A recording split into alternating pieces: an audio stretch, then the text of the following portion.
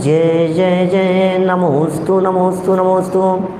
नमो अरिहंताणं, नमो सिद्धाणं, नमो आयर्याणं, नमो उवज्जायाणं, नमो लोये सवसाहुणम्।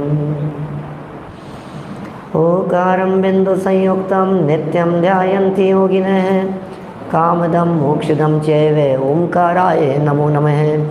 अविरल शब्द घनोग प्रक्षालित सकल भूतल मलकलंका, मुनिभिरुपासित तीर्था सरस्वती हरतु नो दुरितान्। अज्ञान तिमिरान्धानां ज्ञानाञ्जन शलाकया चक्षुरुन्मिलितं येन तस्मै श्रीगुरुवे नमः। श्री परम गुरुवे नमः। परम्पराचार्य गुरुवे नमः। सकल कलुष विध्वंसकं श्रेयसां परिवर्धकं धर्म संबंधकं भव्य जीव मन प्रतिबोधकारकं पुण्य प्रकाशकं पाप प्रणाशकमिदं शास्त्रं श्री संयम प्रकाशनामधेयम्। अस्य मूल ग्रंथ कर्तारः श्री सर्वज्ञ देवास्, तदुत्तर ग्रंथ कर्तारः श्री गणधर देवा प्रति गणधर देवा तेषां वचनानुसारं साध्य आचार्य श्री कुंत कुंदावनाय आचार्य सूर्य सागरेण विरचितं। श्रोतारः सावधानतया शृण्वन्तु। मंगलम भगवान वीरो मंगलम गौतमो गणी, मंगलम कुंद कुंदाद्यो धर्मो सुमंगलम।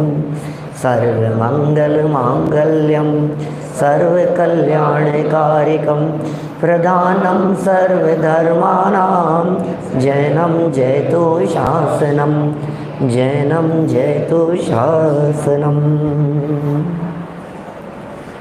संयम प्रकाश नाम का ये ग्रंथ है और आचार्य महाराज सूर्य सागर जी साहब द्वारा लिखी गई ये सुंदर रचना है। बातें परंपरा के अनुरूप है, मूल सिद्धांतों के अनुरूप है। भगवान महावीर स्वामी की परंपरा और कुंद कुंदाचार्य देव, अमृतचंद्राचार्य देव, जयसेनाचार्य देव, योगेंदु देव जैसे वितरागी संत और बनारसी दास जी, टोडरमल जी, दौलत राम जी, गुरुदेव श्री और जो जो परंपरा को हम फॉलो करते हैं, मान लो समस्त भगवान महावीर स्वामी से लेकर के वर्तमान तक उस परंपरा का ही समर्थन करने वाली ये सब चर्चाएं हैं। नियमित जो हमारी चर्चा चल रही है उसी चर्चा को यहाँ आगे बढ़ा रहे हैं और चर्चा चल रही है सामायिक के बारे में, है ना। एक दो दिन हो गए तुम्हें भी सुनते हुए, कल परसों भी सुना था पर कल ही था ना। तो कल हमने सामायिक के बारे में आप लोगों के बीच में चर्चा की थी। आज उसी चर्चा को आगे बढ़ाएंगे। सामायिक क्या होता है कृणाल है? सामायिक है समता भाव का नाम, सहजता का नाम सामायिक है। और वो सामायिक बुद्धिपूर्वक प्रयत्नपूर्वक बाहर से हटकर, पंचेंद्रिय विषय भोगों से हटकर अपने आत्म तत्व की अनुभूति के लिए किया जाने वाला प्रयास है। अमृतचंद्राचार्य को बारों बार इस प्रसंग पर याद करना चाहता हूँ क्योंकि पुरुषार्थ सिद्धि उपाय के 148 नंबर श्लोक में उन्होंने ये बात कह दी कि आत्मा की प्राप्ति का एकमात्र उपाय सामायिक है। आत्म प्राप्ति का उपाय, आत्म अनुभूति की विधि, आत्म अनुभूति की प्रक्रिया वो क्या है? बोले सामायिक से शुरू होती है और सामायिक तक ही जाती है। हाँ, ये बात अलग है कि सामायिक में जो चिंतन किया जाता है वो चिंतन अपने आप नहीं आ जाता। सामायिक में जो विचार और चिंतन किया जाएगा उसके लिए पहले बहुत अभ्यास करना पड़ेगा, स्वाध्याय करना पड़ेगा, पढ़ना पड़ेगा, सुनना पड़ेगा। गुरुदेव के प्रवचन सुनो, जिनवाणी पढ़ो, समय सारादि ग्रंथों को पढ़ो, मोक्ष मार्ग प्रकाशक जैसे ग्रंथों को पढ़ो। तत्व विचार के लिए आपको बेस तो चाहिए, वस्तु स्वरूप को जानना तो पड़ेगा।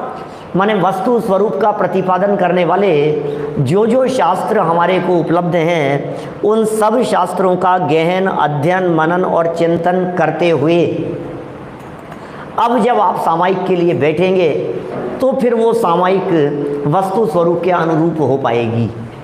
माने वस्तु स्वरूप के अनुसार सामायिक हो, उसके लिए बुद्धिपूर्वक प्रयत्न क्या होने चाहिए। हम बैठ गए सामायिक करने के लिए और चल क्या रहे हैं, अब वही चल रहे हैं। कमर बहुत दर्द कर रही है आजकल, तो पता नहीं, कभी गर्मी लगती है, कभी पानी पानी होने लग गया सेठ जी को, तो कुछ भी चलने लगेगा और क्या होगा। सर्दी गर्मी भूख प्यास, मच्छर आने लगेंगे, दिमाग कहीं दौड़ने लगेगा, बिजनेस याद आएगा, घर याद आएगा, अरे ऐसे दोस्त भी याद आ जाएंगे जो कभी याद नहीं आते थे। किसी को दोस्त याद आएंगे, किसी को दुश्मन भी याद आने लगेंगे, किसी को बैंक, पैसा, प्रॉपर्टी और न मालूम क्या क्या। माने जब आप कहते हैं ना खाली दिमाग शैतान का घर, शैतान का घर माने खाली दिमाग में खुरापात उठती है, खाली दिमाग में शैतानी उठती है, खाली दिमाग में बिना मतलब के विचार आते हैं, खाली दिमाग न मालूम कहाँ अपने आप दौड़ जाता है, तो बुद्धिपूर्वक उसे यहाँ लाना पड़ेगा। तो ये सब सामायिक के बारे में क्या चिंतन किया जाना चाहिए, उस प्रक्रिया की चर्चा चल रही थी। और एक बहुत सुंदर श्लोक यहाँ 619 नंबर पेज पर प्रस्तुत किया था, कल हमने पढ़ा भी था। सामायिक के समय क्या विचार करें, इस विषय पर कहा है। क्षत्र चूड़ामणि का ये श्लोक प्रस्तुत किया था, 78 नंबर का श्लोक। बोलेंगे सब, देखो सामने है आपकी स्क्रीन पर।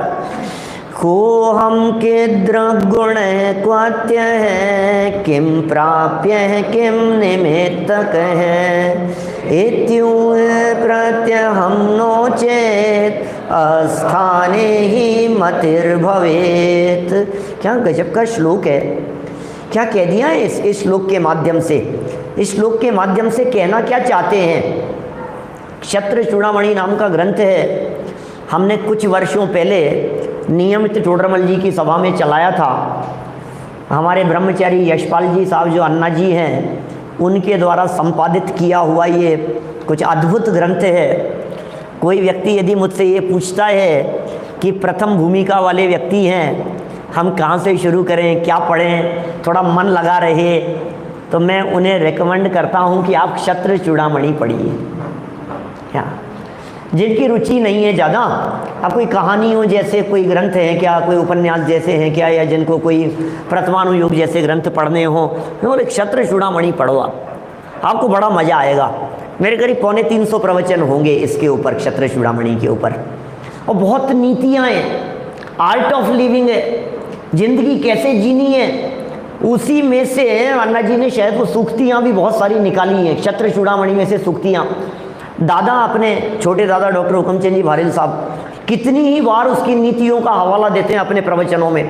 क्षत्र चूड़ामणि में एक नीति आती है, क्षत्र चूड़ामणि में एक नीति आती है। अभी दीक्षांत समारोह के दिन भी उन्होंने क्षत्र चूड़ामणि को याद किया। दक्षिण भारत के जो लोग हैं वे जानते हैं कि समंत भद्र जी महाराज जो कि गुरुकुल परंपरा के उद्धारक रहे, उनको ये क्षत्र चूड़ामणि पूरा याद था।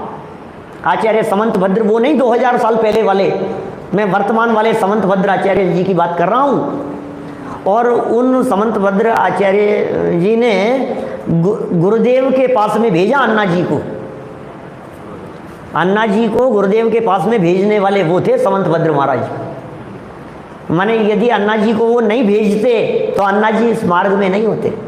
सोचो आप, ब्रह्मचारी यशपाल जी, बड़ा सुंदर ग्रंथ है और उसका संपादन किया और उन्होंने इसके संबंध में कलम चलाई, विशेषार्थ लिखे। और हम तो उन लोगों में से हैं जिन्हें ये क्षत्र चूड़ामणि छपने के पहले पढ़ने का अवसर मिला था, है ना। अन्ना जी लिख रहे थे तो कहा देखना भाई संजीव, ये देखना, इसको सुझाव देना कुछ ऐसा।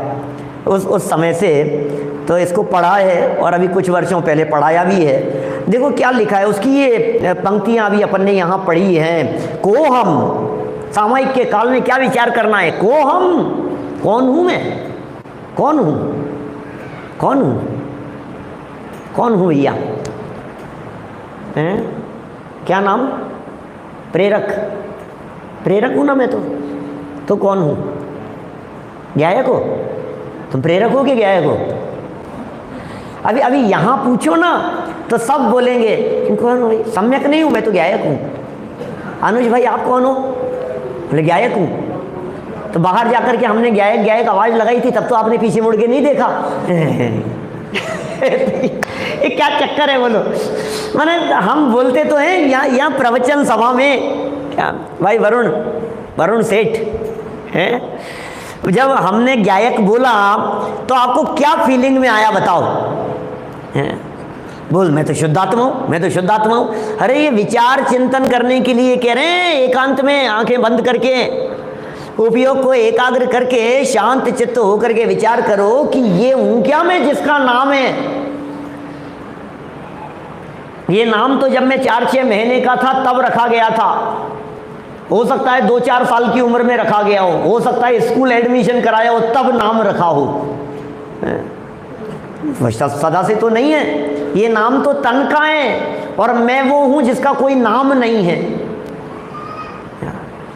ज्ञानी जन कोई उसे ज्ञायक कहता है, कोई उसे परमात्मा कहता है, कोई कारण परमात्मा कहता है, कोई ध्रुव कहता है, कोई चैतन्य कहता है, कोई शुद्धात्म है मेरा नाम कहता है, कोई ज्ञानानंद स्वभावी कहता है, कोई अलग अलग नाम है ज्ञानियों की दृष्टि से। अरे नाम कुछ भी हो, नाम देख देख करके थोड़ी ना अपने स्वभाव का संचेतन किया जाता है अमित भाई। स्वभाव का संचेतन जब तिर्यंच गति के जीव करते होंगे तो क्या विचार करके करते होंगे कि मैं आत्मा हूं। अरे मैं तो जो हूं सो हूं बस। मेरी भाई यही चलता होगा ना, मैं कौन हूं। बोले नहीं नहीं आप बताओ कौन हूं, तो फिर उनको कोई रटाता होगा कि तुम याद करो कि तुम गायक हो। तो कोई पैरट को जैसे रटाते हैं ना, जावत जाति के तोते होते हैं, वो बोलते हैं मनुष्यों जैसे। बोले तुम कौन हो, बोले गायक। फिर उससे पैरट से बोले तुम कौन हो, बोले गायक। ऐसे रटने से थोड़ी ना काम चलेगा। तिर्यंच गति के जीवों को कौन रटाए, नारकियों को कौन नाम याद कराए। सवाल नाम याद करने का नहीं है, सवाल तो स्वरूप के प्रति अनुभूति का है। मैं कौन हूं इस बात की फीलिंग का है। तो कौन हूं मैं, को हम मैं कौन हूं। किदृक गुण हैं, मुझ में कौन से एवं कैसे गुण हैं। मुझ में कौन से गुण हैं, विचार करो मुझ में गुण कौन से हैं। कल भी हमने थोड़ी बहुत चर्चा की थी इसके बारे में। जिन बाहरी गुणों के बारे में हम विचार करते हैं या कर रहे हैं, सच में वो गुण मुझ में नहीं है, और मुझ में जो गुण हैं वे कभी मिटते नहीं हैं। कौन से गुण हैं। क्वत्य है, मैं कहाँ से आया हूँ। क्वत्य है, क्वत्य है, कहाँ से आया हूँ। किम प्राप्य है, मुझे क्या प्राप्त करने योग्य है। किम प्राप्य है, आपको क्या प्राप्त करने योग्य है। आप यहाँ क्यों आए हो, महाविद्यालय में पढ़ने के लिए, एडमिशन लेने के लिए, प्रशिक्षण प्राप्त करने के लिए। यहाँ देवलाली में प्रशिक्षण शिविर में क्या करने के लिए आए हो। अनमोल एडमिशन क्यों लिया है, याद करो हमेशा। मैं ये क्यों करने के लिए आया हूँ यहाँ पर, क्या करने के लिए आया हूँ। अरे यदि मैं पढ़ने के लिए आया हूँ तो मैं व्यर्थ के मैनेजमेंट में उलझने के लिए नहीं आया हूँ। क्या मैं व्यर्थ की उठापटक में नहीं, मैं व्यवस्थाओं के अंदर उलझने के लिए नहीं आया हूं, मैं पढ़ने के लिए आया हूं। क्या प्रयोजन क्या है, पहले माइंड सेट करो अपना। दिमाग सेट नहीं होगा तो फिर क्या होगा, उलझा रहेगा बस कहीं ना कहीं। और क्या होने वाला है, उस उलझन से कुछ हासिल तो होगा नहीं। कितना सुंदर लिख रहे हैं ये बतलाओ, पढ़े तो पता लगे, सुने तो पता लगे। अब जो सुनते हैं उनको ये बातें सुनने की जरूरत नहीं है, और जिनको जरूरत है वो सुनते नहीं है। है ना धर्मेंद्र जी, ऐसा ये चक्कर। क्या करो, मुझे क्या प्राप्त करने योग्य है, क्या प्राप्त करना है, मुझे हासिल क्या करना है। मैंने देखो कोई बच्चा है MBA करने के लिए, उसने एडमिशन लिया, फॉर्म भर दिया, 2 महीने किया, फिर बोलो नहीं मैं तो BEd करूँगा। BEd करने के लिए चला गया, फिर BEd के लिए कोशिश करता रहा, 2-3 महीने तक माथा मारा, फिर कहता है नहीं मैं तो यार CA ज़्यादा अच्छा है, CA करने के लिए चला गया। फिर बोले क्या करना है, बोले नहीं शास्त्री के बारे में सुन रहे हैं तो शास्त्री करने के लिए आ गया। तो बोले ये नहीं मैं तो डॉक्टर बन जाता हूँ। तो पहले नक्की तो कर तुझे करना क्या है। जो भी तुम्हें करना हो आपका लक्ष्य नक्की होना चाहिए। अरे सम्यक दर्शन प्राप्त करना मेरा यदि प्रयोजन है, सिद्धालय में जाना यदि मेरा प्रयोजन है, मुक्ति प्राप्त करना यदि मेरा प्रयोजन है, आत्मोपलब्धि यदि मेरा प्रयोजन है, तो फिर हर श्वास उसी के लिए बहे, ऐसा होना चाहिए। सोते उठते बैठते आप लोग नहीं कहते हो इस तरह की बातें। मैं कभी ऋजु सूत्र नए वगैरह का प्रकरण जब बोलता हूँ तो बताता हूँ, धर्मेंद्र जी सुना होगा कभी ऐसा, औरों ने भी सुना होगा, नए चक्र सुनने वालों ने। माने ऋजु सूत्र नए के प्रकरण में कभी जैसे कोई विद्यार्थी मिला, अभी यहाँ मिलेंगे बहुत सारे शिविर में, और हमने खड़े हुए किसी विद्यार्थी से पूछा क्या कर रहे हो, क्या कर रहे हो। आज तक का रिकॉर्ड है राजेश भाई, आज तक का रिकॉर्ड है, मैंने सैकड़ों विद्यार्थियों से सैकड़ों बार पूछा होगा पिछले 25-30 साल के पीरियड में, क्या कर रहे हो? किसी ने मुझे ये नहीं कहा कि भाई साहब खड़ा रहकर आपसे बातें कर रहा हूं। बोलो, किसी ने नहीं कहा ऐसा। सबने यही जवाब दिया, एमए कर रहा हूं, आचार्य कर रहा हूं, बीएड कर रहा हूं, एमबीए कर रहा हूं, जॉब कर रहा हूं, बिजनेस कर रहा हूं। गजब हो गया कि मेरे से बात कर रहा है और ये बोल रहा है मैं तो आचार्य कर रहा हूं। गजब हो गया, एमए कर रहा हूं, पीएचडी कर रहा हूं। फिर 1-2 घंटे बाद में भोजनालय में मिला और भूल गया, ध्यान नहीं रहा था कि कौन से बच्चे से मिला था। मैंने कहा तुम कुछ बता, तुम क्या कर रहे हो? बोले भाई साहब मैं तो एमए कर रहा हूं। भोजन कर रहा है और बोल क्या रहा है? भोजन करते समय भी एमए कर रहा है। ये एमए कौन से समय की जाती है?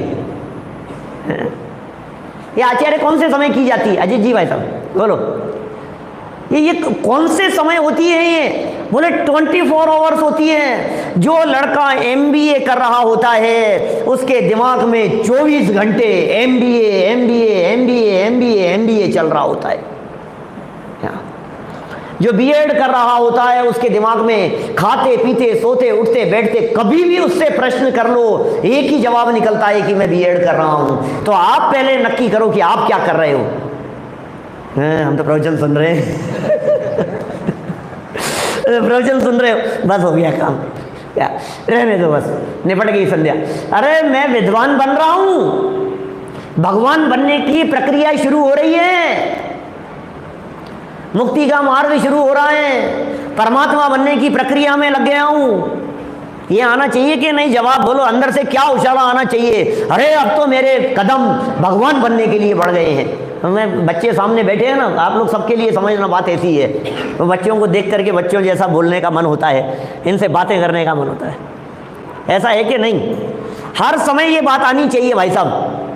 आप प्रवचन सुन रहे हैं उल्लास भाई, तो आपको नहीं आनी चाहिए फीलिंग आप क्या कर रहे हैं? प्रवचन नहीं सुन रहे हैं हम, आत्म कल्याण कर रहे हैं। प्रवचन नहीं सुन रहे हैं हम, मोक्ष मार्ग पे कदम रखने का प्रयत्न कर रहे हैं। प्रवचन नहीं सुन रहे हैं, आत्म अनुभव करने का प्रयत्न कर रहे हैं। को हम कीदृक गुण हैं, को हम कौन हूं मैं, कीदृक गुण हैं, कौन से गुण हैं मुझ में, और मैं आया कहां से हूं? क्वत्य है, कहां से आया हूं मैं कहां से आ गया, मैं कहां से आ गया? बोलो, मैं सोचता हूं अपने आप के बारे में कभी, मैं कहां से आ गया, कहां से मिल गया ये तत्व, क्या कैसे मिल गया, कैसे प्रसंग बन गए, कहां से कहां। 20 पंथ में जन्म लिया था हमने तो, बोलो सोचो। और 7.25 साल की मेरी उम्र हुई, गर्भकाल सहित 8 वर्ष, और कान में जनवाणी और सब बदल गया बिल्कुल। 8 वर्ष की उम्र से, 8 वर्ष की उम्र से सुन रहे कि कहां से मिल गया, कैसे बदल गया। श्वेतांबर में जन्म लिया था, वहां जन्म लिया था, स्थानकवासी में जन्म लिया था, इधर जन्म लिया था, अजैन थे, जैन नहीं थे, वो ये नहीं थे, ये नहीं थे। आप जरा विचार करना एक बार, आप कहां से आ गए? जैन कुल में जन्म लिया, आप विचार करना जरा कहां से ये बातें आपको सुनने को मिल गई। कितने ही लोग ऐसे मिलते हैं जो ये कहते हैं कि कोरोना आ गया और हमारे को तो मिल गया। कैसे मिल, सोचो एक बार, विचार करो कहां से मिल गया।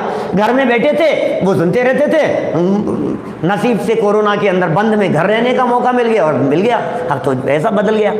कैसे, विचार तो करो, कैसे सद्भाग्य जागृत हो गया। भाई साहब ये जो साइन है, ये जो बातें आपके कान में पढ़ने को मिल गई है, इसका मतलब ये है, ये उज्जवल भविष्य की निशानी है। इसका मतलब ये है कि सर्वज्ञ भगवान ने आपकी भविष्यकालीन पर्यायों में सर्वज्ञता देखी है। क्या ये लक्षण है उसके? सर्वज्ञ भगवान के ज्ञान की पर्यायों में हमारी सर्वज्ञता झलक रही है या नहीं? स्वयं हमारी सर्वज्ञता भी भगवान के ज्ञान में झलक रही है, उनकी सर्वज्ञता में। हाँ, ऐसा ही झलक रहा होगा, तभी तो ऐसा सब कैसे बनेंगे। कहां से आ गया ईश्वरी जी भाई साहब, बताओ। आज के 5 साल पहले, 10 साल पहले, 15 साल पहले, जितने भी साल लगाओ आप, उससे पहले कहां थे? क्या, कहां लहते रहते अविचारी, कहां सुनते, कौन सुनाता, कहां से ये बातें आ गई, कान में सुनने का अवसर मिल गया। मैं आया कहां से हूं मैं? और ये तो मैं इस जन्म में इस तत्व ज्ञान की बात कर रहा हूं। यदि पिछले जन्मों की बात करो तो कहां से बहते बहते कहां पर आ गए हैं हम, और फिर इसके बाद कहां से आया हूं, कहां चला जाऊंगा, क्या पता। छूट गया तो छूट गया, आज मरे और कल खत्म है, और क्या है। पिछले प्रशिक्षणों में घटनाएं घटी है, कई आए बच्चे नहीं रहे, चले गए, ये क्या हुआ। उम्र थोड़ी ना, कभी कोई लोग पूछते हैं धर्म करने की उम्र क्या होती है, क्या बताएं, मरने की उम्र क्या होती है, ये बताओ मेरे को। तो मरने की कोई उम्र है क्या। तो ये सिर्फ विचार करने के लिए कह रहे हैं, मुझे क्या प्राप्त करने योग्य है। सबका लक्ष्य होना चाहिए मुझे क्या प्राप्त करने योग्य है। मुझे कई लोग ऐसे मिलते हैं, हमें तो कुछ नहीं करना है, हमें कुछ नहीं करना है। अब तो क्या है, उम्र कितनी हो गई, बोले 65-70 के आसपास हो गई है। अब हमें क्या करना है, बोलो अब क्या करने योग्य है।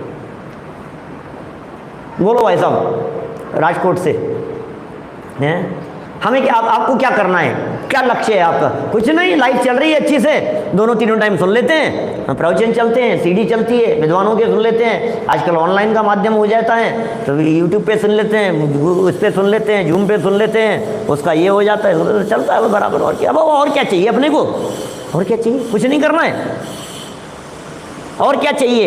ये कह रहे हैं कि मुझे प्राप्त करने योग्य क्या है, इसके बारे में विचार करना है भाई साहब। अतीन्द्रिय आनंद की प्राप्ति करनी है, निर्विकल्प दशा प्राप्त करनी है, ये करना है हमारे को। क्या बेटे बंद करवा देना उसको बाहर, गेट नहीं, काम करने वाले को बंद करवा दे आधे घंटे 1 घंटे के लिए। देखो क्या कह रहे हैं, मुझे क्या प्राप्त करने योग्य है, किम निमित्त के हैं, और उसमें क्या निमित्त है, मुझे जो प्राप्त करना है उसमें क्या निमित्त है। चेत इति ऊह, इस प्रकार विचार प्रत्यहम न स्यात्, प्रतिदिन यदि नहीं हो तो फिर क्या होगा, मति अस्थाने भवेत। ओहो, मति जो है हमारी बुद्धि वो गलत स्थान पर चली जाए। उस ठिकाने पहुंचना है हमारे को, हमारे को उस स्थान पर पहुंचना है जिस स्थान पर स्थान नहीं बदलना पड़े कभी भी, वो होना चाहिए। वो ठिकाना ढूंढने की चर्चा चल रही है, और वो ठिकाना कहीं बाहर नहीं है, वो ठिकाना तो अपने भीतर है, वहां आने की चर्चा चल रही है। देखिए प्रसंग क्या चल रहा था, मैं बीच में आपको जो मैंने बातें कही ध्यान देना, बहुत महत्वपूर्ण बातें हैं। बुद्धिपूर्वक देवगुरु धर्म का समागम यदि हमने नहीं किया तो अबुद्धिपूर्वक उदयवादी आपके दिमाग में भर जाएंगे। ये जैन तत्व ज्ञान को सीखने के लिए यदि बुद्धिपूर्वक प्रयत्न नहीं किए गए तो अबुद्धिपूर्वक टीवी के माध्यम से, मोबाइल के माध्यम से। मैं आपसे एक बात पूछता हूं, सब छोटे छोटे बच्चे बैठे हैं, कि रामचंद्र जी के पिता का क्या नाम था। ये बात आज आपके जैन समाज में किसी बच्चे को पढ़ाने सिखाने की जरूरत है क्या। रामचंद्र जी का युद्ध किसके साथ में हुआ था, ये पढ़ाने के लिए कुछ जरूरत है। नहीं सिखाना पड़ेगा, नहीं तो उसको क्या पता रावण के। अरे सबको पता है, बच्चे बच्चे को क्या, टीवी से, न्यूज़पेपर से, स्कूल से, स्कूलों में चलने वाले आयोजनों से, रामनवमी से और न मालूम किस किस से, अपने आप ही वो सारी बातें सीख रहे हैं। लेकिन आज जैन बच्चों को यदि हमने महावीर भगवान के माता पिता, बालक वर्धमान के माता पिता, भगवान के मत कहो, है ना, यदि हमने बालक वर्धमान के माता पिता का नाम नहीं बताया तो कैसे पता लगेगा, बोलो। ये तो बुद्धिपूर्वक करना पड़ेगा, बुद्धिपूर्वक आपको भगवान की वीतरागता की चर्चाएं करनी पड़ेगी, नहीं तो अबुद्धिपूर्वक कर्तावाद सिखाने की जरूरत नहीं है, अकर्तावाद समझाने की जरूरत है। क्या एक द्रव्य दूसरे द्रव्य का कर्ता धरता है, ये बातें क्या, ये कोई सिखानी है, अनादि के संस्कार हैं, अनादि के। सिखाने की जरूरत तो ये, कोई किसी का कर्ता धरता नहीं है, एक द्रव्य दूसरे द्रव्य का कर्ता धरता नहीं है, ये बातें सिखाने की जरूरत है। देखो क्या लिख रहे हैं यहाँ पर, कितनी बातें कह दी है भाई साहब। यदि इस प्रकार प्रतिदिन विचार न करे, कल हमने न लिखवा दिया था इसके बीच में, यदि प्रतिदिन विचार न करे या प्रतिदिन विचार न होता रहे तो निश्चय से मनुष्य की बुद्धि अयोग्य स्थान में पहुंच जाती है। अच्छी बातें सिखानी पड़ती है, खोटी बातें अपने आप दिमाग में आ जाती है। अच्छे संस्कार देने पड़ते हैं, बुरे संस्कार अपने आप आ जाते हैं। अच्छी बातें सिखाई जाती है, खराब बातें सिखाने की जरूरत नहीं पड़ती है, अपने आप ही चलेगी। कहाँ सिखाने की जरूरत है, खराब बातें भी सिखाने की जरूरत है क्या, अपने आप सीख जाता है। सत्संगति की जरूरत है क्या, आप कहाँ बैठे हैं, आप किन लोगों के बीच में बैठे हुए हैं, बहुत जरूरी है। आपके ऑफिस का स्टाफ कैसा है, ये जरूरी है देखना। आप किन लोगों के बीच में उठते बैठते हैं ये देखना, बुद्धिपूर्वक आपको चुनना पड़ेगा सत्संगति को।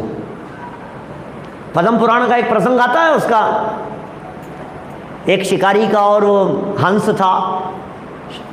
शिकारी जा रहा था जंगल से, और शिकारी जाते जाते जंगल में उसने थक गया था, धूप बहुत तेज थी, तो पेड़ की छांव में लेट गया नीचे। पढ़ा है? सुना है? नहीं सुना। पेड़ की छांव में नीचे बैठ गया। तो जब वो पेड़ की छांव में बैठ गया तब हवा थोड़ी सी चल रही थी पेड़ की, और हवा चलते चलते कुछ ऐसा हुआ कि पेड़ में से ही कुछ डाली इधर चले गए और कुछ इधर चले गई, तो उसके ऊपर थोड़ी थोड़ी धूप आने लग गई। अब वो तो लेटा हुआ था, हाँ तो लेटा हुआ था, वो धूप आ रही थी, अब आ गई, क्या करो, थका हुआ भी था, लेटा हुआ था। तो उधर से उड़ता हुआ हंस निकल रहा था क्या, और उसने पता है क्या सोचा हंस ने, कि इस बेचारे के ऊपर धूप आ रही है, तो जितने पेड़ के एरिया में वो धूप आ रही थी जिस एरिया से, वहाँ वो पंख लगा करके उसने सोचा इसका थोड़ा सा बेचारा कष्ट में है, तो वहाँ पंख फैला करके वहाँ, जिससे उस आदमी के ऊपर छाया आ जाए। वो हंस वहाँ बैठ गया, छाया आ गई उसके ऊपर, ठीक है। अब छाया आ गई तो वो सोता रहा, चलता रहा। इतनी देर में, थोड़ी देर में एक कौवा वहाँ आकर के बैठा उस हंस के बगल में। कौवा हंस के बगल में आकर के बैठा, और कौवे ने वहां पॉटी कर दी उस शिकारी के ऊपर, गंदा कर दिया उसको। शिकारी एकदम हड़बड़ा करके उठा, कौवा तोड़ गया क्या, और शिकारी ने क्या देखा, हंस है, और शिकारी तो था ही, धनुष बाण उठाया, मार दिया हंस को। हंस मरते मरते नीचे गिरते गिरते बोला, अरे भाई मैंने तो तुम्हारा भला किया था क्या, मैंने तो तुम्हारी धूप की को छाया में बदला था, मैं तो तुम्हारा उपकारी और सहयोगी था, ये तो तुम्हारे ऊपर गंदगी तो वो कौवा करके चला गया, तुमने मुझे ही मार दिया क्या। तो शिकारी ने ये बात कही, बात तो तुम्हारी बिल्कुल सच्ची है क्या, लेकिन ऐसा नहीं है कि तुम्हारी कोई गलती नहीं है, तुम्हारी भी गलती है। जब तुम्हारे पास में कौवा आकर के बैठा था तो तुम्हें वहां से उठ जाना चाहिए था क्या। तुमने थोड़ी देर के लिए ही सही, लेकिन कौवे की संगति की ना, इसलिए ये शिकार का फल तुम्हें भुगतना पड़ा। समझ में आ रही है बात क्या? मतलब तुमने यदि गलत व्यक्ति की संगति की तो तुम्हें उसकी सजा भुगतनी पड़ेगी। तुम्हें निर्णय करना पड़ेगा कि तुम कहां पर हो, तुम्हें निर्णय करना पड़ेगा कि तुम खेलने वाले के साथ में हो, मस्ती करने वाले के साथ में हो, कि पढ़ने वाले के साथ में हो। निर्णय तो तुम्हें करना पड़ेगा तुम क्या कर रहे हो। तुमने यदि बुद्धिपूर्वक अपने उपयोग को सही दिशा में नहीं लगाया, बुद्धिपूर्वक यदि कंठपाठ करने वालों की संगति में नहीं लगाया, तो फिर विस्मृति तो अपने आप ही होगी, फिर गाने तो अपने आप ही आ जाएंगे। गाने सिखाने के लिए थोड़ी ना कहा जाता है कोई। अच्छा बतलाओ, कितना क्लास के अंदर प्रेरणा देते हैं, बड़ी मम्मी ने कितनी प्रेरणा दी होगी, छेड़ाला याद करो, छेड़ाला याद करो। जिन कुमार जी ने कितना कहा होगा, इष्टों देश के श्लोक याद करना, सब याद करके सुनाना। फिर कितनों ने किए, कितनों को याद है इष्टोपदेश, हाथ खड़ा करो। छेड़ाला कितनों को याद है? फिर भी परसेंटेज तो 50% ही है। महाविद्यालय के विद्यार्थियों की बात कर रहा हूँ क्या, आधे ही है ना। और गाने कितनों को याद है? तो 100% हाथ नहीं खड़े कराऊंगा क्या, उसके लिए कोई प्रेरणा नहीं दे रहा है क्या। टीवी देखने के लिए कोई प्रेरणा नहीं दे रहा है, सीरियल देखने के लिए कोई प्रेरणा नहीं दे रहा है। और वो क्या अनुपमा, नहीं मैंने सुना है, मैं नहीं देखता हूँ, देखता था पहले, बीच में चलता था घर में तो देखता था, फिर बुद्धिपूर्वक प्रयत्नपूर्वक छोड़ दिया। प्रयत्नपूर्वक ये खा रहा है उपयोग को, खबरदार। जो मतलब मेरे ख्याल से 4-6 महीने हो गए होंगे, बंद कर दिया, कुछ नहीं। ये कौन सी संगति में समय खा जाएगा ये अपना कितना बहुमूल्य समय है। नहीं मुझे मालूम है, बच्चों में देखते हैं, इसलिए मुझे पता है, इसलिए मैंने नाम लिया। कौन आपका समय खा जाएगा आपको पता नहीं लगेगा क्या। कौन आपके उपयोग को खा रहा है आपको पता नहीं है। इसलिए बराबर जैसे ये कह रहे हैं यहाँ, अबुद्धि पूर्वक आपकी वो चली जाएगी, अयोग्य स्थान में बुद्धि चली जाएगी। सामयिक के काल में आपकी बुद्धि को योग्य स्थान पर लगाने के लिए प्रयत्न करना पड़ेगा। आपको बुद्धि पूर्वक विषय कषाय से, घर गृहस्थी से, भोजन से, भोजन सामग्री से, पापड़ कैसे बनते हैं, बिस्किट कैसे बनते हैं, इधर से आपको उपयोग हटा करके यह अनुभव रस कैसे बनता है उधर उपयोग लगाना पड़ेगा। क्या पापड़ कैसे बनते हैं इसमें तो उपयोग बहुत बार लगाया, बिस्किट कैसे बनते हैं इसमें तो उपयोग बहुत बार लगाया, लेकिन अनुभव रस कैसे आम रस कैसे बनता है, गजब का आम रस बनाया आपने, क्या इसमें तो उपयोग लगाया। आपके यहाँ कुछ स्पेशल ही है। हम भी पिछले 30 साल से आम रस बना रहे हैं, लेकिन अमित भाई आपने क्या डाला था उस आम रस में? बोले इसमें उपयोग लगा रहा है, आम रस कैसे बनाया, आत्मरस कैसे बने वो विचार कर रहा है। आम रस का विचार कर रहा है, आत्मरस का विचार नहीं कर रहा है। तो बुद्धिपूर्वक आत्मरस का प्रयास करना पड़ेगा या नहीं? पानी है, पानी ऊपर से बह रहा है, हिमालय से बंगाल की खाड़ी तक ले जाने के लिए क्या करना पड़ता होगा पानी को? क्या अपने आप ही बहता है। और हिमालय के नीचे से एक मटका पानी ऊपर पहुंचाना हो तो शिखर जी की पहाड़ी पर पहुंचाना हो, मान लो एक मटका, कितने पैसे लगेंगे? बोले 4000 रुपये लगेंगे एक मटके पानी के। हाँ, डोली वाला तो डोली जितने पैसे लेगा आदमी जाएगा ना, रख करके लेकर के जाएगा, जितने किलो उसके हिसाब से वो पैसे लेगा। एक मटके पहुंचाने के इतना। और वो यदि वो शिखर जी का पहाड़ी ये कहे कि मैंने हजारों लाखों लीटर पानी ऐसे ही तुम्हारे नीचे पहुंचा दिया, तुम नीचे से ऊपर पहुंचाने में इतना, बोले यही तो बात है। रिवर्स चलने में कितना परिश्रम चलता है ये सोचना पड़ेगा। आपकी बुद्धि और आपका प्रयत्न बिना विचार किए हुए तन की तन्मयता के लिए अपने आप चलता है। शरीर में एकत्व बुद्धि रूप प्रयत्न करना नहीं पड़ता है। ये मैं हूं इस बात को याद नहीं करना पड़ता है, लेकिन हूं परमात्मा छू ये आपको याद करना पड़ेगा। दिन में 1000 बार आपको ये बोलना पड़ेगा, हूं परमात्मा छू, हूं परमात्मा छू, हूं परमात्मा छू। 1000 बार यदि आप हूं परमात्मा छू बोलेंगे, उसके बावजूद भी कोई व्यक्ति तुमसे पूछेगा कि तुम कौन हो, तो मैं डॉक्टर संजीव कुमार गोधा, मारे गए। तुमने 1000 बार बोला ना हूं परमात्मा छू, फिर क्या निकल रहा है ये? क्या तुम तो परमात्मा हो ना। इसका मतलब बुद्धिपूर्वक परमात्मापन विचार करना पड़ेगा। और अबुद्धिपूर्वक मैं मनुष्य हूं, ये अंदर धारा चल रही है। मतलब जिधर बह रहा है, सारी दुनिया जिधर बह रही है, आपको उससे उल्टा चलना पड़ेगा। सारी दुनिया, संसार दशा सब चल रहा है, हमें अपनी बुद्धि को उल्टा लगाओ, उल्टी दिशा में चलाओ, करो प्रयत्न। मछली है, अब वो पता है पानी के साथ में तो तभी बहती है जब वो मर जाती है। मर जाएगी तो पानी के बहाव में बहती रहेगी। क्या जिंदा है तो पुरुषार्थ लगता है। पानी के विपरीत दिशा में तैरना ये उसके जिंदापन की निशानी है। पानी की दिशा में तो मुर्दा भी बह जाती है। समझ में आ रही है क्या कुछ बात मैं क्या कह रहा हूं? क्या पानी की दिशा में तो मरी हुई मछली भी बह जाती है। पानी की विपरीत दिशा में बहने के लिए पुरुषार्थ की जरूरत होती है। दुनिया के बहाव में मेरे कॉलेज के फ्रेंड किधर जा रहे हैं, वो उधर जा रहे हैं, ये इधर जा रहे हैं, उस बहाव में तो मुर्दा भी बह जाएगा, कुछ दम नहीं है। तुम जिंदा हो, तुम जीवत्व शक्ति वाले हो, थोड़ा बुद्धिपूर्वक प्रयत्न करके उपयोग को इधर खींचना पड़ेगा। प्रकरण तो सामयिक के संदर्भ में चल रहा है। मैं कौन हूँ? भगवान आत्मा, अभेद अखंड त्रिकाली ध्रुव ज्ञायक प्रभु परमात्मा, कैसा मेरा स्वरूप है उसके विचार करने के लिए प्रेरणा दे रहे हैं। ये पाप से हटो, विषयों से हटो, दुनियादारी से हटो, और कोई काम नहीं, ये संकल्प लेकर के बैठो। एक काम करेंगे बस, जिनवाणी पढ़ेंगे और जिनवाणी पढ़ाएंगे, आत्मा को पढ़ेंगे और आत्मा पढ़ने की विधि बताएंगे, ये काम करेंगे। ऐसे संकल्प चाहिए, ऐसे विद्यार्थी विद्वान चाहिए हमारे प्रशिक्षण शिविर में। इन शिविरों के माध्यम से तैयार होकर के महाविद्यालय में ऐसे विद्यार्थी चाहिए जिनके दिमाग में ये बात हो कि कुछ नहीं, एक ही काम है, क्या जो होगा हो जाएगा, हमें कुछ नहीं करना है, हमें आराधना और प्रभावना 2 काम करनी है। सोचो, निर्णय करो, नक्की करो आपको किधर जाना है, आपको क्या बनना है, आपको प्रोफेसर बनना है कि परमात्मा बनना है, नक्की तो करो।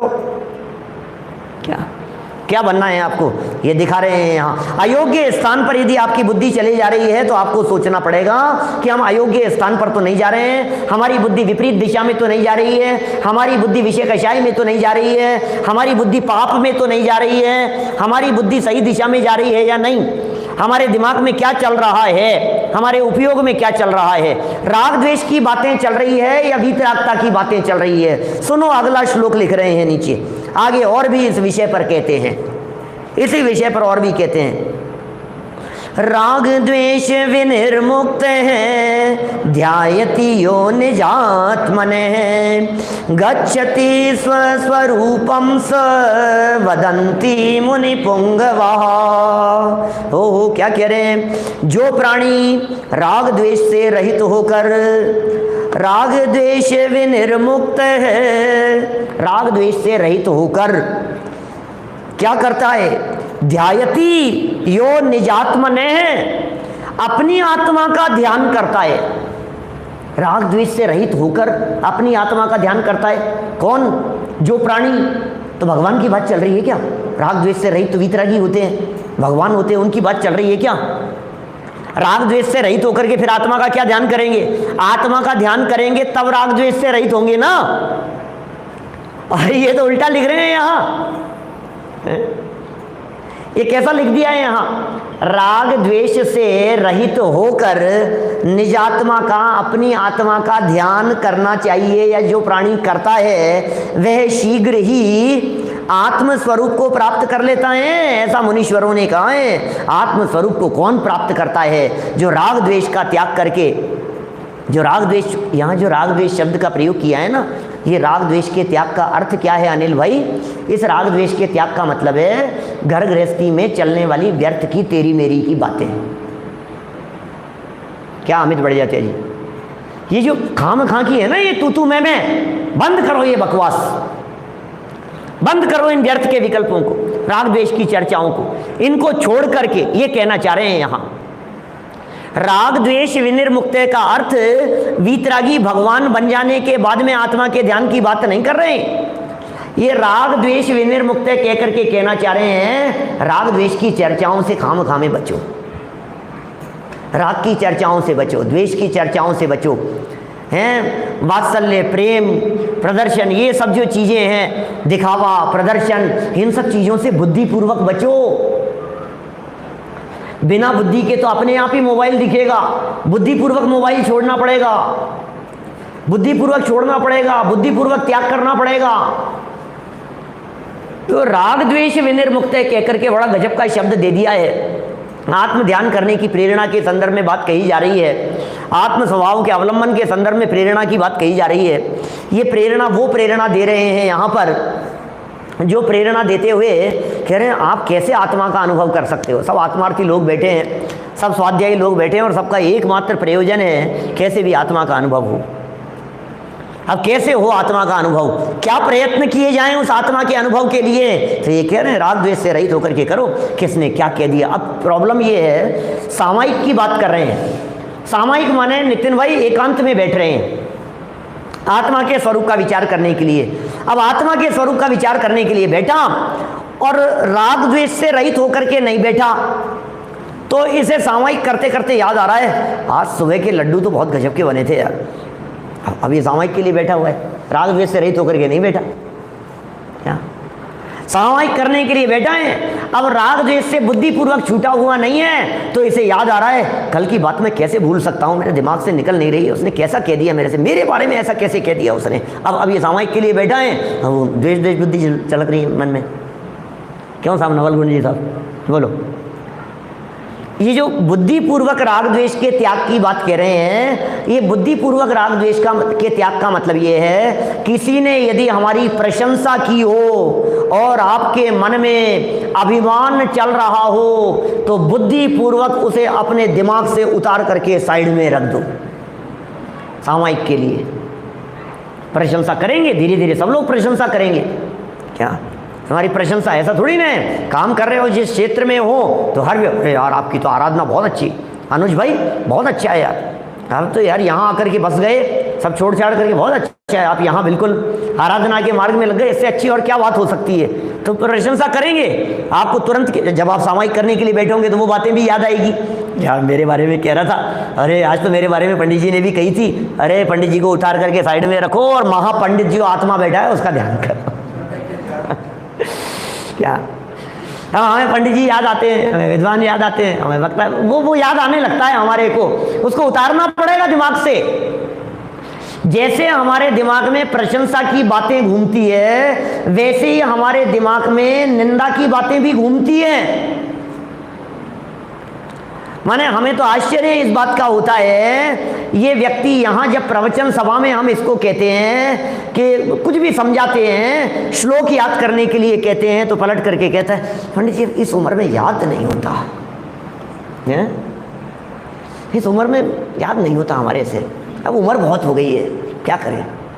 और फिर यहाँ से प्रवचन सभागृह से, हॉल से बाहर निकलने के बाद खड़ा हुआ जब 10-15 मिनट गप्पे लगा रहा था इधर उधर, तो बात करते हुए कहता है अरे पंडित जी क्या बताऊं आपको, उसने जो किया था मैं भूल नहीं सकता, 20 साल पहले की बात है। क्या अच्छा अभी तो तुम अंदर ये बात कह करके आए हो, हमें याद नहीं रहता, याद नहीं होता हमारे को क्या। और बाहर निकल करके विषय कषाय की बातें, किसी व्यक्ति ने तुम्हारी निंदा आलोचना कर दी, बुराई कर दी और तुम उसे भूल गए। ये वीतरागी संत तुम्हारे को अनादि अनंत कह करके पुकार रहे हैं, ये याद नहीं रहता। ये वीतरागी संत हमारे को परमात्मा कह करके पुकार रहे हैं, ये याद नहीं रहता। और किसी व्यक्ति ने हमारे को गाली दी, वो हमें जिंदगी भर याद रहती है कि रख ले। क्योंकि कचरा इकट्ठा करने वाले लोग होते हैं ना, वो क्या करते हैं, रोड पर से अपने थैली में कचरा इकट्ठा करके भरते रहते हैं। होते हैं ना ऐसे लोग, ऐसे पीछे लटका करके चलने वाले, वो क्या इकट्ठा कर रहे हैं रोड पर, हिंदुस्तान की सड़कों की बात कर रहा हूं। क्या इकट्ठा कर रहे हैं, कचरा इकट्ठा कर रहे हैं। तुम क्या इकट्ठा कर रहे हो, उसने मेरे साथ में ऐसा किया, उसने मेरे साथ में ऐसा किया, उसने मेरी निंदा की थी, उसने मेरे साथ में ऐसा किया था, उसने मुझे ऐसा कहा था, उसने मेरे साथ ऐसा सुलूक किया था, किया होगा, खत्म करना, खत्म हो गई बात। मेरे अनादि अनंत प्रवाह में वो क्या है, वो कुछ दम नहीं है, तुरंत छोड़ देने योग्य है। इसके लिए कह रहे हैं जब आप साधना के लिए बैठे हो, जब आप आत्म स्वरूप के विचार के लिए बैठे हो, जब आप आत्म दर्शन के लिए बैठे हुए हो, उस समय ये बात कह रहे हैं राग द्वेष को बुद्धिपूर्वक छोड़ करके बैठो। मैं तो ये कहता हूँ सामायिक तो बहुत बड़ी चीज हो गई, करना चाहिए आराधकों को आत्म प्राप्ति के लिए। विद्यार्थियों के लक्ष्य से बात कहता हूँ, स्वाध्याय के काल में छोड़ करके बैठो, अध्ययन के काल में छोड़ करके बैठो। जब आप अध्ययन कर रहे हो भूल जाओ क्या कहा था, मुझे कैसे डांट दिया उन्होंने, भरी सभा में मेरी कोई गलती नहीं थी, डिस्टर्ब तो वो कर रहा था, भाई साहब ने मुझे डांट दिया। भूल जाओ, तुम्हारे भले के लिए था सब कुछ जो था, कोई बात नहीं। और ऐसा समझ लो कि मेरे बहाने उसको डांटा है, खत्म हो गई बात। अपने दिमाग में क्या चलता है वही चलता रहता है। फिर जब दीक्षांत समारोह होगा तब सुनाएंगे। मुझे आज भी याद है, मैं एक दिन क्लास में लेट आया था, तो मुझे 4 मिनट के अंदर आपको वही प्रसंग याद रहेगा 4 साल पुराना। क्या 4 मिनट में बोलने के लिए बोलो आप। और जो 4 साल तक 5 साल तक जो आपको अच्छी बातें बतलाई वो कुछ याद नहीं रहती। क्यों याद रखी आपने वो बात, क्यों याद रखी आपने निंदा आलोचना की बात। उन्होंने ये भी तो पढ़ाया होगा कि तुम परमात्मा हो, वो क्यों नहीं तुमने कहा कि हमें डांटा नहीं था, हमें ये कहा था कि तुम परमात्मा हो, ये बात क्यों नहीं याद रही। बोलो, इसका मतलब ये है जिसको जो चीज चाहिए होती है वो व्यक्ति वो चीज चुन लेता है। तुमने क्या चुना, हूं परमात्मा छू, गुरुदेव के प्रवचन से ये बात चुनी क्या आपने क्या चुना बोलो। मैं पूरा प्रवचन सुनने के बाद में यदि ये वाक्य पूछूं आपसे कि बतलाओ गुरुदेव ने सबसे अच्छी बात क्या कही, तो आप वाक्य तलाशने लगेंगे, आप पूरे प्रवचन को देखने लगेंगे। वह यदि किसी ने आईपैड खोल रखा हो तो पेज बदल के कौन सा वाक्य था, कौन सा, जो लोग क्या कहते हैं ये नोट्स बना रहे होंगे हैं, वो देखेंगे, देखता हूँ सबसे अच्छा वाक्य कौन सा था, इसमें सबसे अच्छा वाक्य कौन। अरे इससे अच्छा वाक्य भी कोई हो सकता है क्या कि तुम भगवान हो, तुम परमात्मा हो। बोलो, कितनी बार हमें ये बात कही गई कि तुम परमात्मा हो, भूल जाने के काबिल नहीं है। बस एक चीज याद रखो, मैं तो परमात्मा हूं। और परमात्मा होते हैं वे तो वीतरागी होते हैं, मैं हूं परमात्मा छू ना, परमात्मा तो वीतरागी होते हैं। अब इसने मुझे कुछ कह दिया, इसको पता ही नहीं है मैं तो परमात्मा हूं। ऐसे मजे करो ना, ये जो तत्व ज्ञान हमारे को मिल गया है, ये आनंद मानने के लिए नहीं मिला है क्या? इसने चोरी कर ली, इसने मेरे को धोखा दे दिया, इसने मेरा धन चुरा लिया, इसने मेरे को बिजनेस के अंदर नुकसान पहुंचा लिया, कोई बात नहीं, मुझे नुकसान पहुंचा ही नहीं सकता। क्यों? क्योंकि हूं परमात्मा छू मुझे कौन नुकसान पहुंचाए? इसने सोचा तो था मुझे नुकसान पहुंचाने के लिए, लेकिन मुझे नुकसान ही नहीं पहुंचा सकता है। ये सारा चिंतन चलता है भाई साहब सामायिक के काल में, साधना के काल में, विचार चिंतन के काल में। एकांत में जब आप बैठे हुए हो तो एकांत में बैठे बैठे ये विचार और चिंतन बुद्धिपूर्वक करना पड़ेगा आपको। ये बातें यहां सिखा रहे हैं, बुद्धिपूर्वक करो उपयोग, अदरवाइज क्या होगा? बिना बुद्धि के अपने आप खोटे विचार, पाप भाव, इधर उधर की चर्चाएं, विषयों की बातें, हिंसा, झूठ, चोरी, कुशील के परिणाम, ये सब परिणाम दिमाग में कहीं ना कहीं इधर उधर दौड़ने लगेंगे, प्रवेश करेंगे, आपके दिमाग को खोखला बना देंगे। इसलिए बुद्धिपूर्वक ध्यान करो। यदि आपको ऐसा लगता हो, क्या आत्मा का चिंतन ऐसे कैसे किया जा सकता है इतनी देर तक, तो बोले सुनो, आप एक काम करो, आप अवलंबन ले लो। बोले किसका? जनवाणी का। आप अवलंबन ले लो पंच परमेष्ठियों का। आप अवलंबन ले लो समय सार की छठी गाथा का। क्या उल्लास भाई, आप सामायिक के लिए बैठे, अब आपको लग रहा है मैं क्या चिंतन करूं, तो बोले आज मैंने विचार किया कि मैं सामायिक के काल में बैठ करके ना अप्रमत्त हूं ना प्रमत्त हूं, बस एक ज्ञायक भाव हूं, बस मैं इसका चिंतन करूंगा। तो अब आपको विषय मिल गया ना, छठी गाथा जैसा विषय मिल गया। आप सामायिक के लिए बैठे, कभी आप निर्णय कर लो आज मैं 14वीं गाथा के बारे में विचार करूंगा। तो अब आपको टॉपिक मिल गया, साहब अवलंबन मिल गया है। आत्मा का अवलंबन लेने के लिए बुद्धिपूर्वक आपको अवलंबन समय सार की 14वीं गाथा का मिल गया। आत्मा का अवलंबन लेने के लिए आपको बुद्धिपूर्वक अवलंबन 38वीं गाथा का मिल गया, 73वीं गाथा का मिल गया, 49वीं गाथा का मिल गया, 186वीं गाथा। बुद्धिपूर्वक अवलंबन कोई भी गाथा सेलेक्ट कर लो, आपको लग रहा है योग सार की किसी गाथा का अवलंबन लेना शुरू कर दो। हे आत्मा परमात्मा, परमात्मा ही आत्मा। लो क्या क्या गजब है भाई साहब, नहीं आया मजा वरुण?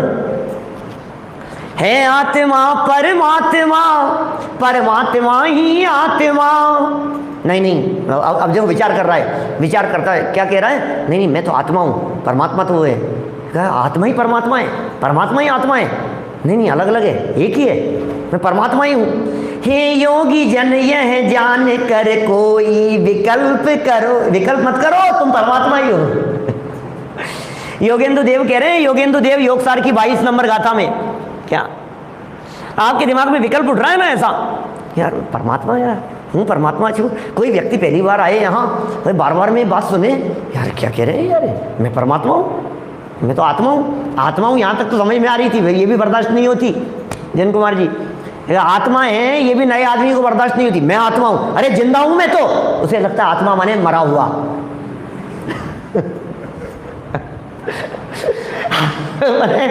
वो किसी को कह दो कि तुम आत्मा हो, नहीं मैं आत्मा नहीं हूँ, सच में हाथ लगा के देख, मैं आत्मा नहीं हूँ। अरे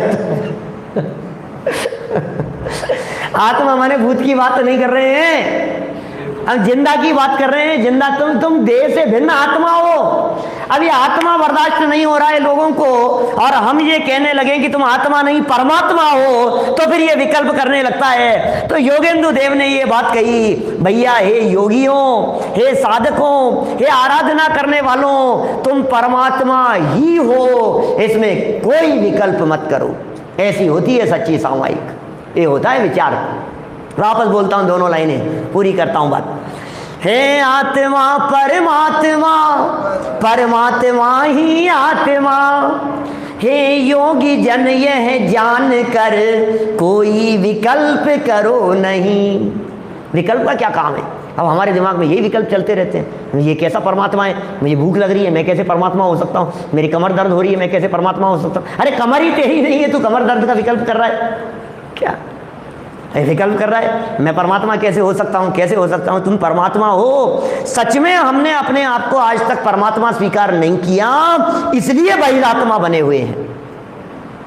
परमात्मा स्वीकार करने पर परमात्मा दशा प्रकट होती है, परमात्मा नहीं मानने पर बहिरात्मा बने रहते हैं। जो अपने आप को द्रव्य दृष्टि से परमात्मा स्वीकार करते हैं, उनकी बहिरात्मा दशा निकल जाती है, अंतरात्मा हो जाते हैं और अल्पकाल में परमात्मा रूप से साधी अनंत काल के लिए विराजमान होते हैं।